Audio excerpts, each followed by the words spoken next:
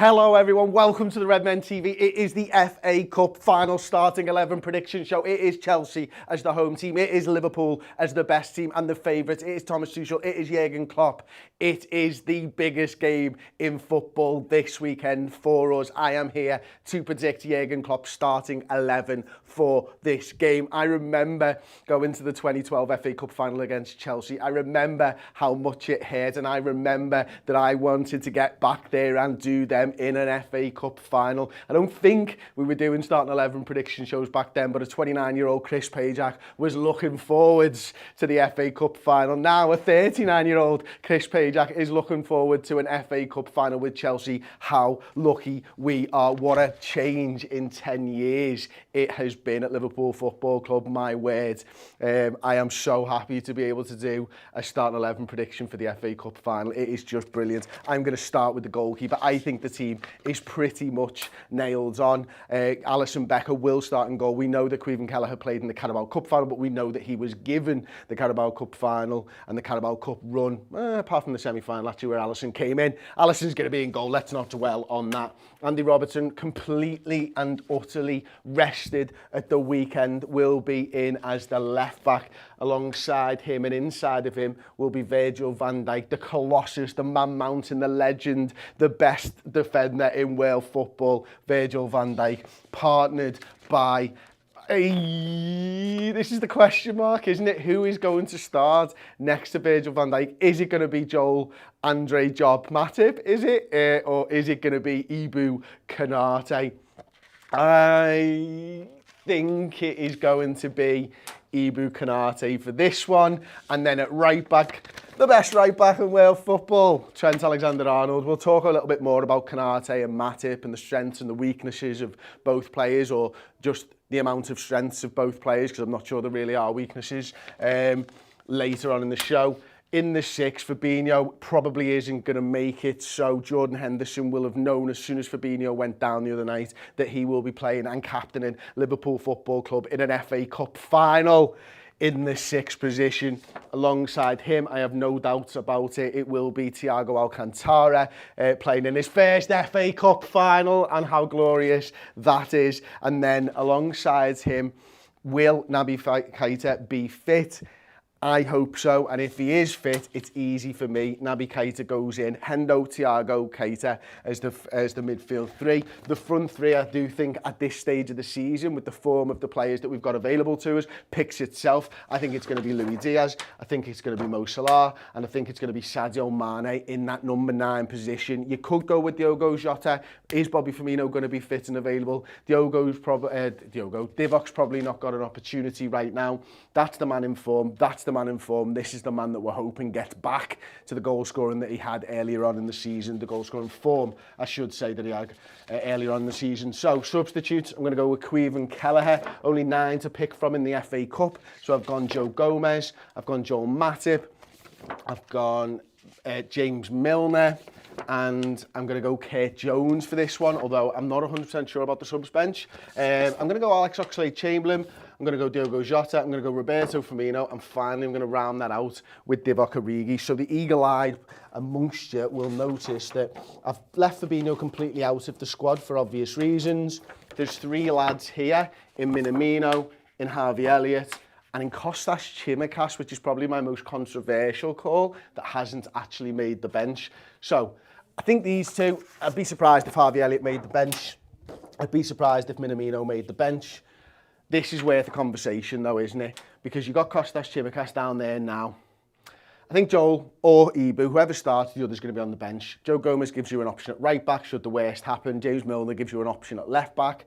But also, because of Fabinho's injury, I think you might need that extra midfielder in Alex Oxlade-Chamberlain. So I've got 3 midfielders in Ox, Milner and Jones. I've got 3 forwards in Jota, Firmino and Origi. And I've got 3 pseudo-defenders in Milner, Matip and Joe Gomez. Because of Kostas and his ability to just play left-back, I do think that he might miss out, but I'm not 100% sure whether that's going to be right. Obviously, I mentioned before I get into the comments the fact that Joel Matip or Ibu Konate is a close call. We know that Joel Matip started in the Carabao Cup final So it's a possibility. Mentioned on the Uncensored Match Build-Up show that I really don't care who starts. So it's just a bit of a coin toss for me. And right now, I think it will be Ibu Konate. But let's talk about Joel Matip. He's got the experience, he's got the skill set, he's got the form, he's got that ability to break forwards. So he's got everything that you need. But if we're looking at runners from deep, maybe Ibu Konate, Mason Mount, Pulisic, etc., etc., Ibu Konate might be the fella to be able to deal with that with his physicality. If it's Lukaku that starts up front, Ibu's got a little bit more physicality, so a Konate-Van Dijk partnership makes a little bit more sense. But, flip side, I mentioned this on the build-up show, yes, it's great having recovery pace, but if you play Van Dijk and Matip, their line's probably a little bit better because they've played together longer, they've been doing it together longer. So it really is a tough call for me, to be honest. That's what I've gone with. As far as the midfield goes, I'll get into some of the comments. Wildstone Raider, Firmino on the bench. Sean, isn't Robbo out as well? No, Robbo was completely rested, mate. George just loves a rested Robbo. Chris Wagwara says Matip should start Konate to start the UEFA Champions League final. One kid in the chat said Costas over a rested Robbo. I don't think that's going to be the case. In fact, so much so that I've actually left Costas Tsimikas out. So midfield then, what are the options? We spoke about this a little bit on the build-up show, but now we can actually have a look at it. Paul said he wouldn't be surprised if he saw James Milner in this position. If Naby is sort of, there are doubts about him. We know that he was holding the sort of pelvis area as he came off the field the other night. I'm assuming that he's going to be fine. But this midfield, Henderson, James Milner, Thiago, I don't want to see it, because I want to see Keita because he's been in great form, but I won't be disappointed if it is James Milner. I do think he's a fantastic player. I do think he's got something in him and he's got loads of time, but I would be slightly concerned about the 120 minutes thing, and if it goes to penalties, which we've seen happen in the last two cup finals, Carabao and European Super Cup against Chelsea, maybe he's an option to bring off the bench, someone that's solid, who's been there, done it, and can sort of has that experience to be able to take that pressure of taking a penalty. So maybe I'd like to see him more from the bench. Do you think Kurt Jones would start? Well, his average position the other night was really sort of high, and I think that was part why we were a little bit disjointed in that first 30 minutes. I know Fabinho wasn't playing particularly well, but I'd be a little bit surprised if we saw Kurt from the start, but I do think that he'll make the bench. Other than that, would you like to see Bobby Firmino thrown straight back in? Probably not. He's been out a little while longer than I think we all thought right now, and he probably needs a few minutes and stuff. Maybe we could get him some minutes, or maybe he gets to start against Southampton if we're not able to do that midweek, depending on the results with the other games at the weekend and stuff. But Sadio Mane's got to be in that 9. The form that he's been in, the goals that he scored. He's actually our 5th highest scorer against Chelsea, I believe. I think it's 6 in 16, something like that. He's definitely got 6 goals. I'm not 100% sure on how many games he's done that in. And we know he scored earlier on in the season, was it the 2-2 draw? Salah's obviously scored 2 against them this season. He scored 1 from the penalty spot in the 1-1 draw, and he scored 1 in the 2-2 draw. Luis Diaz was good in that Carabao Cup final. He's more integrated now. He might be in a better position to showcase exactly what he can do.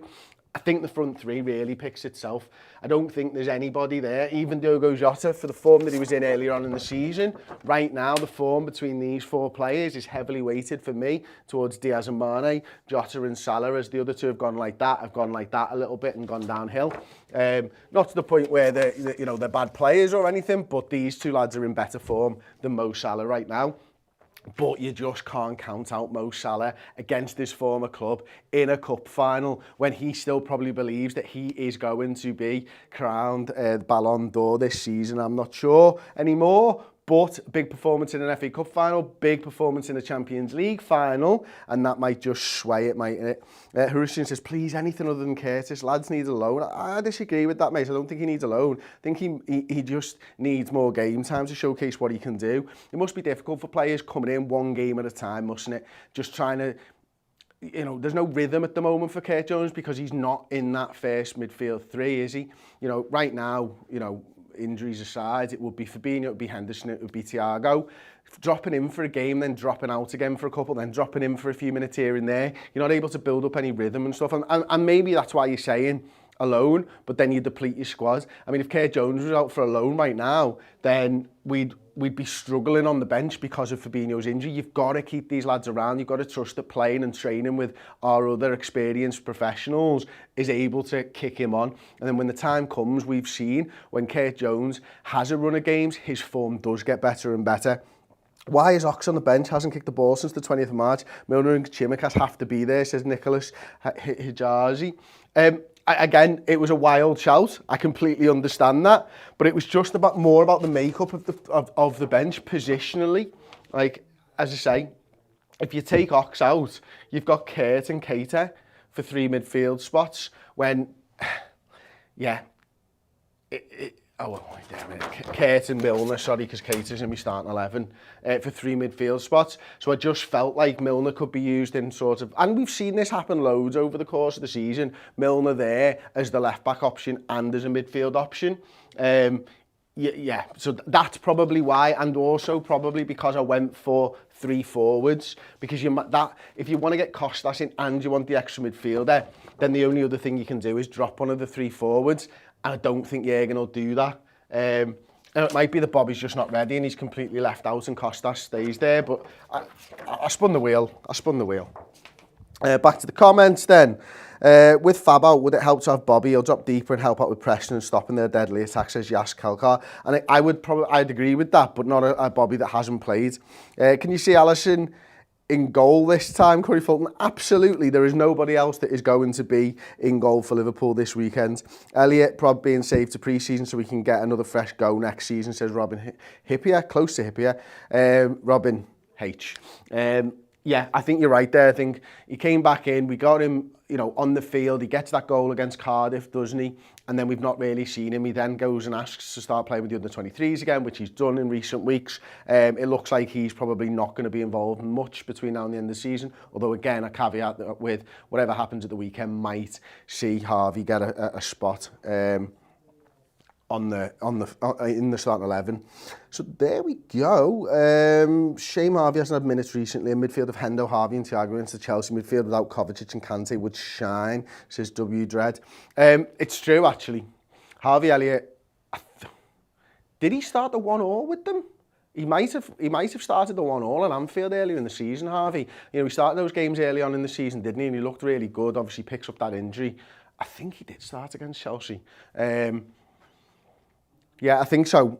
I really like him as a football player, but right now it's about getting wins. It's about making sure that you lift this trophy. It's not about giving young lads minutes or experience at this point of the season when you're in a final of the FA Cup, when a lad hasn't played for as long as he hasn't played for. It is about that, but yeah, I think that's it really. There's no other major talking points, is there? I think, Trent Alexander-Arnold's going to play, Van Dijk's going to play, Robertson's going to play, Alisson's going to play, these 2 lads are going to play, I think these 3 lads are going to play. So it is just your Keita and your Konate. I think Keita's the midfielder that's in form out of all the others, and I'm pleased that he's in form and pleased that he's been able to shine in a Liverpool shirt. And then it's a toss-up between Konate and Matip. I've gone with Konate. Let me know your starting 11s in the comments section, of course. Genevieve Chua says, Chris, have you still got your Lucky Biscuit wrapper? I have, 1 sec. I'm going to go and get it. You can still hear me, can't you? I'm running over here to my European Cup. I've got my European Cup. I've got my Lucky Biscuit wrapper. I am not taking it to the FA Cup final. Oh, you changed camera side. It's glorious, mate. Glorious. I am saving this for the for the European Cup final in Paris. I will have it in my pocket. I promise you that. I've got my lucky socks. I've got my lucky socks for the FA Cup final. That's what I'll be wearing. Me yellow headscarf or a badge socks. They're superb. We've done well with them. We've beaten Manchester United 5-0. We've won the European Super Cup. We've won the Carabao Cup when I'm wearing them. So I'm hoping that those bad boys can pull through one more time for us, Genevieve. So there you go. That is it. And I am going to take that to Paris. I promise you. It will be on the vlog of some description, I'm sure. I've even asked Paul to remind me because my memory is absolutely atrocious. So yeah, it will be there. It will be there. and we will win because of the lucky biscuit wrapper that was anointed the lucky biscuit wrapper when Liverpool beat Manchester United 5-0, and then it was brought back out for Villarreal the other week when it was 2-2 on aggregate. Thank you very much for watching. Don't forget to check out the uncensored match build-up show when you get a spare hour and 15 minutes. It will build you up nicely for this weekend. Stays here this weekend as well. Watch along, build up, all kinds of stuff. It promises to be an absolute belter. Let's hope that Liverpool can perform on the night. Thank you for watching, and I'll see you all soon. Ta-ra. Thank you so much for watching the video. If you would like to, check out redmenplus.com, our Liverpool streaming service and bonus content site that gives you more Redmen TV studio shows and documentaries, features and interviews, as well as a whole lot of podcast content as well. Head to redmenplus.com by clicking the button, go and subscribe, and yeah, fill your boots on amazing Liverpool content.